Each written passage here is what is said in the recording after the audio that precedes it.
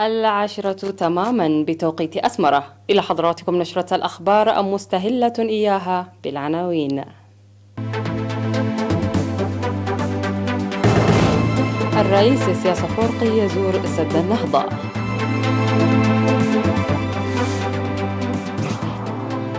دعوة لمواصلة النفير التنموي في هبرو.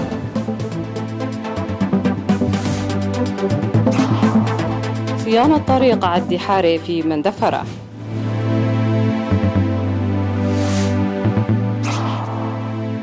اتفاق أوروبي لفرض عقوبات على روسيا بسبب تسميم نافالينيا.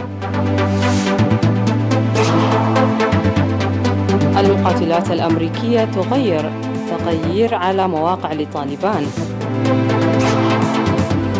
وتعليق التجارب السريرية على اللقاح لفيروس كورونا في الولايات المتحدة. أهلا بكم إلى تفاصيل النشرة. زار الرئيس سياس أفورقي رفقة رئيس وزراء إثيوبيا الدكتور أبي أحمد اليوم 13 من أكتوبر سد النهضة الواقع في إقليم بنشنغول قمز. وقدم رئيس الوزراء الإثيوبي الدكتور أبي أحمد للرئيس سياس أفورقي الذي يزور إثيوبيا أهداف السد والمستوى الذي بلغته أعمال البناء والعمل المتبقي. واستمرت أعمال بناء السد الواقع على بعد أكثر من 800 كيلومتر من أديس أبابا 9 سنوات وأنجز منه 76%. وكان الرئيس سياس أفورقي قد قام في الفترة الصباحية بزيارة مع رئيس وزراء إثيوبيا أبي أحمد لمشروع كهرباء كويشا أي المحطة الرابعة المعروفة بجلجل جبي 4.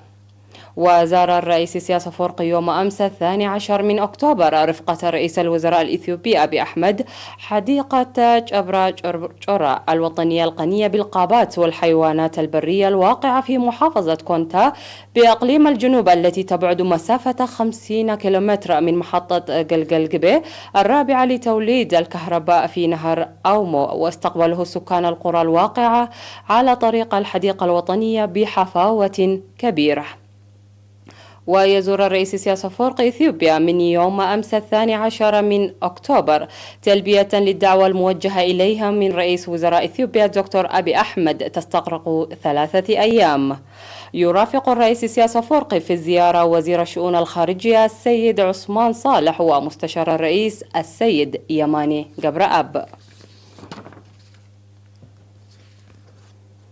دعا حاكم إقليم عنسبة السفير عبد الله موسى سكان هبرو الاستمرار في النفير التنموي لضمان تأمين الغذاء وضعا في الاعتبار عدم الهطول المتوازن للأمطار.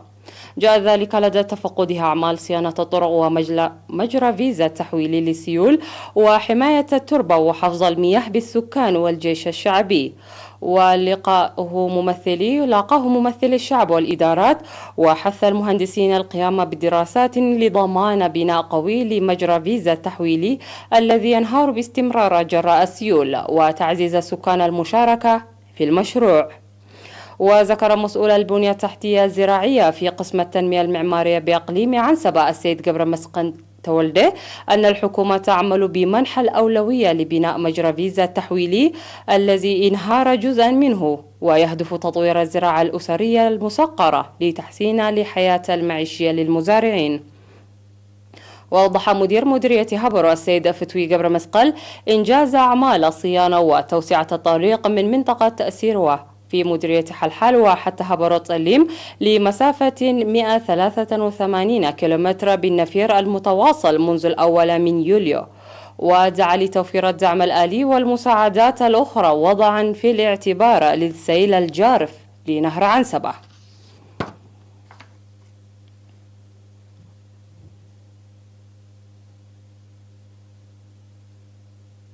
يقوم سكان ضاحية عدي حاري بمدينة مندفرة بصيانة الطريق الذي جرفته السيول وأصبح يعيق حركة السيارات. وأوضح المشاركون في العمل بأنهم اتخذوا المبادرة لحل إشكالية الطريق لمرور السيارات. وذكرت مديرة الضاحية السيدة حداث تسفو أن الضاحية تضررت دوما من السيول وقد تضررت هذه السنة غالبية الطرق ولأن أعمال الصيانة تنفذ سنويا طالبت الحكومة تقديم الدعم الآلي لبناء الحواجز المائية الحجرية على مجرى الأودية الكبيرة لإيجاد حل دائم. وأشاد مسؤول التنمية الاقتصادية في مديرية مندفرة السيد مأكل تسفا ميكايل بمبادرة سكان عد حاري أن طريق عدي غاول اندا من مانييل نو حزبان كد فلاسي سوراي محرام جدو الترابي قد أصبح خارج الخدمة، وعلى السكان إجراء الصيانة اللازمة حسب المستطاع حتى قيام الحكومة بالحل.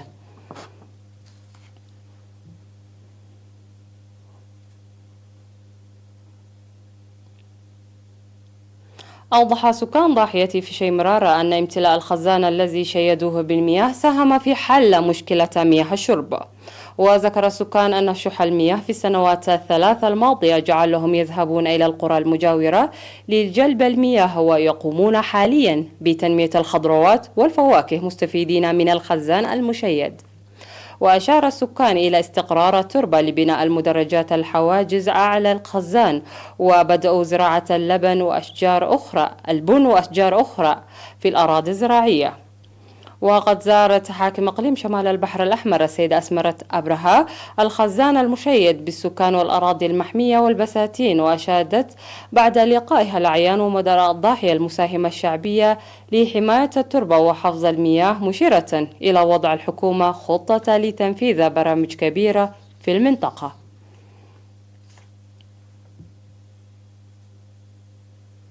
قدمت المساعدات المالية والعينية للمحتاجين في مديريتي باراديزو وغالانفحي في الأقليم الأوسط وعالدخالة في الأقليم الجنوبي ودونغول العلاية في مديرية جندع بأقليم شمال البحر الأحمر.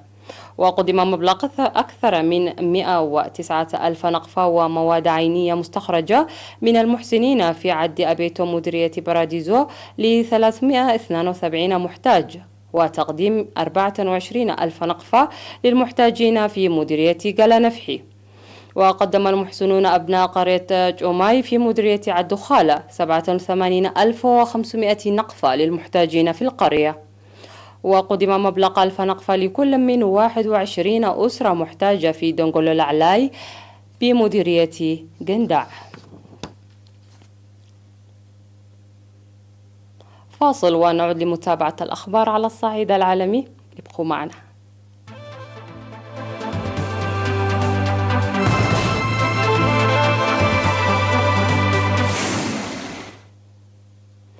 اتفق وزراء خارجية الاتحاد الأوروبي في لوكسمبورغ على فرض عقوبات على روسيا على خلفية تسميم المعارض أليكسي نافالني، وفق ما أعلن وزير خارجية الاتحاد جوزيب بوريل. أوضح الوزير في مؤتمر صحفي في ختام اجتماع الوزراء أن وضع اللمسات النهائية على القرار سيتم على مستوى التقني على أساس المقترحات التي تقدمت بها فرنسا وألمانيا والأدلة المتوفرة، مضيفا أن الجميع وافق على هذا الإجراء. ونددت فرنسا وألمانيا بتورط روسيا ومسؤوليتها عن تصميم المعارض، واقترحتا على شركائهما القبول بإدراج أشخاص وشركة روسية تنتج نوفيتشوك الذي يحظر استخدامه على القائمة الأوروبية للعقوبات التي تتصل بالأسلحة الكيميائية.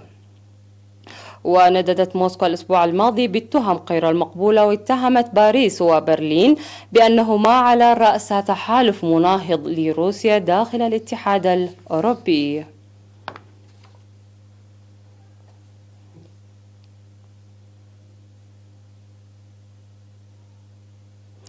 أعلنت القوات الأمريكية تنفيذ ضربات جوية على مسلحي طالبان الذين يهاجمون مدينة أساسية في جنوب أفغانستان، فيما يتدهور الوضع الأمني في البلاد رغم المفاوضات الجارية في قطر. وكتب الكولونيل السوني الليغايت المتحدث باسم القوات الأمريكية في أفغانستان في تغريدة أن الولايات المتحدة شنت عدة هجمات موجهة في هلمند للدفاع عن القوات الأفغانية التي تعرضت لهجوم من طالبان. وأعلن قائد القوات الأمريكية في أفغانستان الجنرال سكوت ميلر أنه يتعين على طالبان وقف أنشطتها الهجومية فورا في ولاية هلمند وخفض العنف في كافة أنحاء البلاد. وتخوض الحكومة الأفغانية وطالبان منذ سبتمبر محادثات السلام في الدوحة، لكنها تتقدم ببطء شديد، ويواصل المتمردون استخدام العنف كوسيلة للضغط في المفاوضات. وأعلن الرئيس الأمريكي دونالد ترامب الأربعاء الماضي أنه يريد إعادة كافة القوات الأمريكية في أفغانستان إلى بلادهم بحلول عيد الميلاد.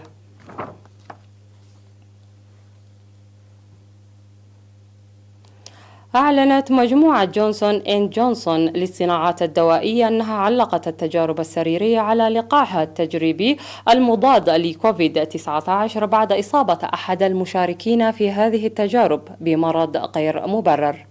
وأوضحت جونسون إند جونسون أنه بموجب قرار تعليق التجارب السريرية تم إغلاق نظام للتسجيل عبر الإنترنت استحدثته في نهاية أيلول لجمع 60,000 متطوع للمشاركة في المرحلة الثالثة والنهائية من التجارب السريرية. ولفتت المجموعة في بيانها إلى أن حصول أحداث غير مرغوب بها خطرة هو أمر متوقع في أي دراسة سريرية ولا سيما في الدراسات الكبيرة.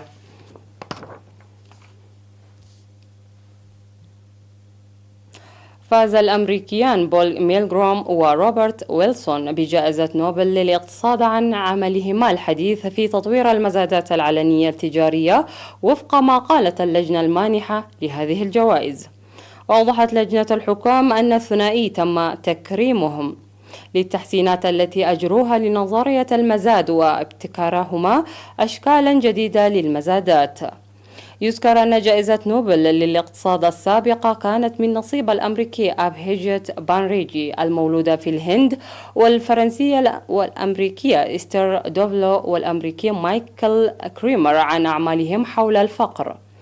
وجائزة نوبل للاقتصاد التي تبلغ قيمتها 1.14 مليون دولار ليست واحدة من الجوائز الخمسة الأساسية التي أنشأها رجل الصناعة ومخترع الديناميت ألفريد نوبل عام 1995، لكن أنشأها البنك المركزي السويسري ومنحت لأول مرة عام 1996. ختام النشرة، إلى اللقاء.